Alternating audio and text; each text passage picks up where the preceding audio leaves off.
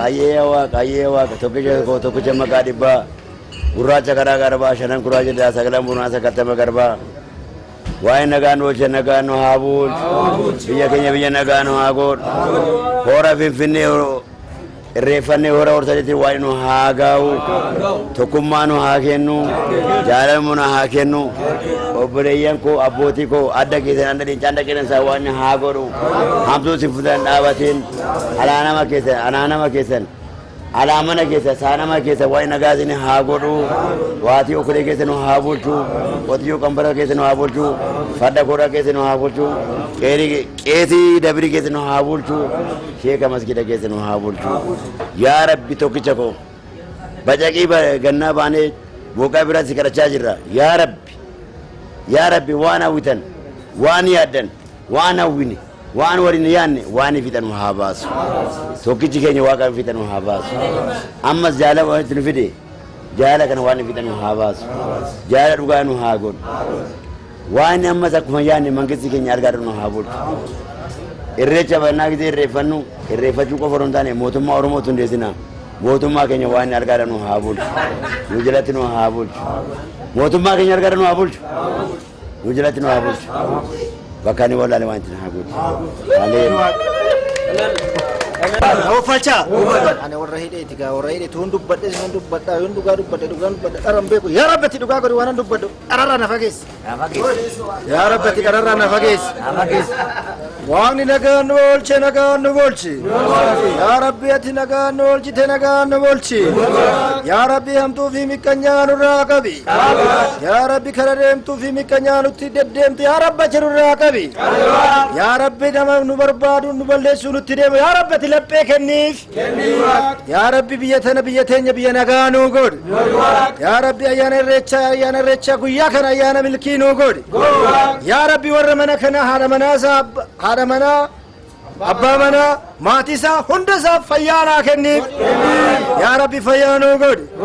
Qeesaa qee shittoo nuu godhi. Murtuu fi miqqanyaan kan irraa hiikkattee baddu godhi. Murtuu fi miqqanyaan kan irraa hiikkattee baddu godhi.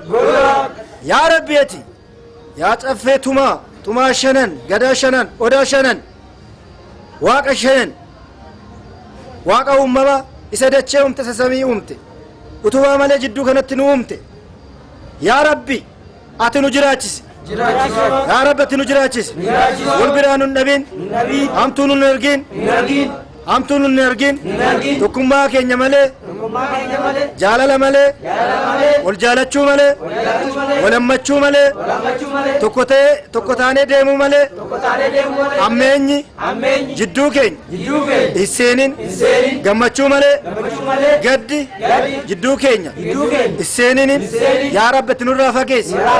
Tulluun shanan kan Ococaa kan Eegduu Algeeffataa kan Baalee kan Arsii kan Kaabaa kan Dhiyaa Abboo Suqaalaa Dhaabonni 44 dhufaana haa ta'u hamtuu miqqanyaa nurraa haa fagaatu jaalalli nutti haa dhiyaatu dhiyeessi yaa Waaqayyooti.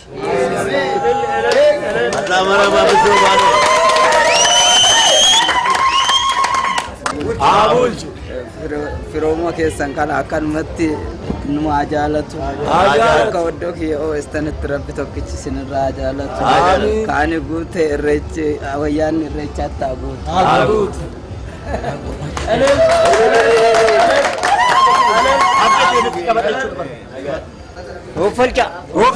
Goofalcha wayni nagaani oolli nagaan nu haa bulchu gaafi sababii Rabbi nu haa oolchu miqqanyichi haa badu murtichi haa badu kunoo ayyaana kana ayyaana hirreessaa kanaan Rabbi nagaa nu haa godhu rooba nagaa Rabbi nu haa roobu minaan facaafanne Rabbi nagaan nu haa laatu miqqanyaa Rabbi nurra haa qabu biyyoo keenya biyyoo nagaa Rabbi nu haa godhu mootummaa keenya immoo Rabbi mootummaa nagaa filachuuf taana mootummaa keenya Rabbi algaarra nu haa bulchu nu wajjin Rabbi nu haa bulchu miqqanyichi haa badu ammallee Rabbi tokkummaa keenya tokkummaa Oromoo tokko haa godhu toltu.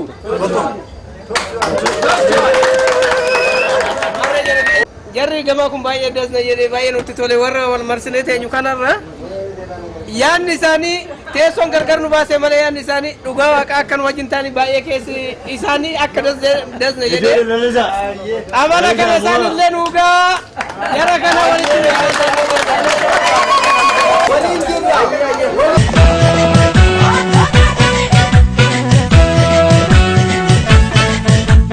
Lammiin koo duruu gadaan bula marsaa isa ga'uun bara gadaa meelba hamaan teessoo tolin ba'u. Lammiin koo duruu gadaan bula marsaa isa ga'uun bara gadaa meelba hamaan teessoo tolin ba'u. Irreechi waggaan dhufa kan Rabbi nu ga'uun horar sadii geenye ora Finfinneetti wal ga'u.